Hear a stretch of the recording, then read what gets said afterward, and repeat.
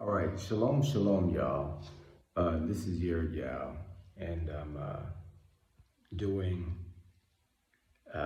Theory of Everything 6.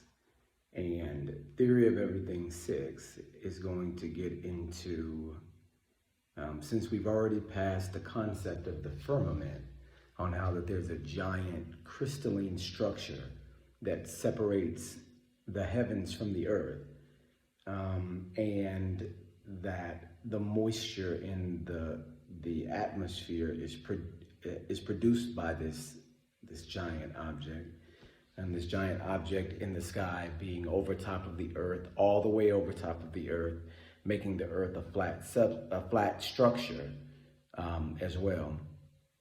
We went over that in the last video, so now we go to some of the proof of that.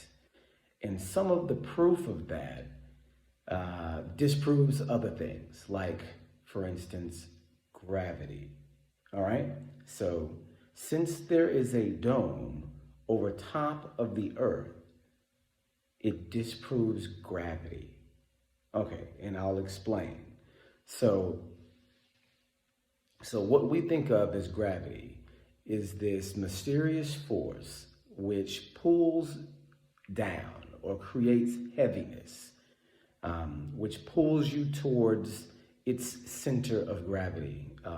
And then gravity is created by mass being basically the atomic weight of the thing that is in existence. So there's some problems already with the theory of gravity. For one, gravity can be described, right? Described with mathematics, which is what calculus is. It's the language that Isaac Newton created to describe gravity, right? So he had to create an entire mathematical language to even describe this force, which is problematic too, that you have to create a whole new type of math to describe this new theory, right? So we have theory doesn't necessarily apply to the language we already got. We've got to use a different set of rules to apply this formula. But with that being said, he used that system to show the strength of gravity, to describe basically its characteristics. But what the theory couldn't do was prove it to exist, right? And that's a very important thing that you have to understand about the theory of gravity. It's not proven to exist. Gravity is not proven to exist. What is proven to exist is that things fall, that objects move, that on the earth, if something goes up, it must come down, right? So why is that? If there's no such thing as gravity, why is that the case? And then we associate gravity also with the stellar objects and the things moving in the sky. And we've already discussed in some of the past videos that the stellar movements and the theory of gravity don't really mesh well. In fact, we talked about there being 97% of the things in the universe being, not able to be described by the gravitational laws and theories that we have now. That 97% of the universe is unaccounted for based on the gravity models that we have now. So we know there's a huge problem with gravity. And so here's another one. Now that we know that the earth is encased in a dome, that necessitates what? Air pressure.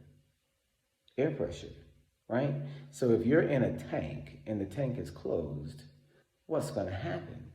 Air pressure is going to build up. Air pressure is so intense that it could push you down, right? So we know this to be the case already, because we can measure about 14.6 pounds, and you can look this up, and I believe that's the exact number, 14.6 pounds of air pressure that is exerting itself on your body at all times. So right now, as you stand, wherever you are listening to this video, you have 14.6 pounds of air pressure pushing on your body right now. So what is the pull of gravity? What is the speed in which gravity pulls? It just so happens that it coincides with the 14.6 pounds of air pressure. So if you're in the sky, you're being pulled down at the pressure of about 14.6 pounds on your body. So if these two numbers, if these two forces, gravity, the force of gravity and the force of air pressure, are equal, which one is real and which one is fake? Right? Okay, so here's another thing. Helium or nitrogen or hydrogen, right? Is it nitrogen or hydrogen? Maybe helium and hydrogen, like the hydrogen blimp. Now, I can't remember. It's been a long time since I've done the periodic table of elements, but hear me out. So let's do helium, because we know helium is lighter than air, right? So if you fill up a balloon full of helium, what does it do?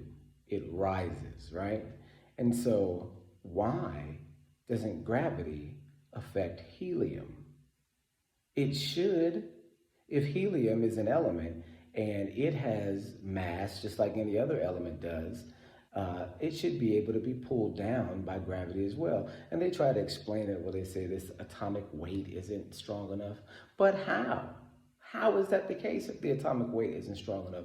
That certain things are affected by gravity a lot, like the universe, and then other things like helium balloons are just completely oblivious to gravity. They just float on up into the sky like gravity doesn't exist, right? It's because it doesn't. It's because gravity does not exist, and air pressure does. And guess what? The air pressure of helium, or the helium gas, is lighter than the gas, the mixture of gases, the oxygen, carbon dioxide, and nitrogen that's in the outer atmosphere, and then it pushes it up to the top. Exactly like if you got a balloon full of air and tried to pull it to the bottom of the ocean, it rises back up, right? Because water is denser than air. See, on Earth, gravity is actually density. So the density, the air around you is not nothing. It pushes down on you. It's enclosed inside of space. And see, that's how you know that we are enclosed inside of a space, because the air pressure is acting on you. If we were not enclosed inside of a space, the air pressure would not be acting on you, because it would be open and loose in the rest of the universe, right? And so what they claim is that gravity is acting on every single air molecule in your area as in the whole world at the same time, and then except helium molecules. So, except these specific molecules that just so happen to be lighter than the air around them. So the understanding is that since that we are enclosed in a dome, it explains why things are pushed down from air pressure without gravity. All right. Oh, and we're right at the 10-minute mark. This is Theory of Everything 6, no gravity. Firmament means no gravity. Okay. Shalom, shalom.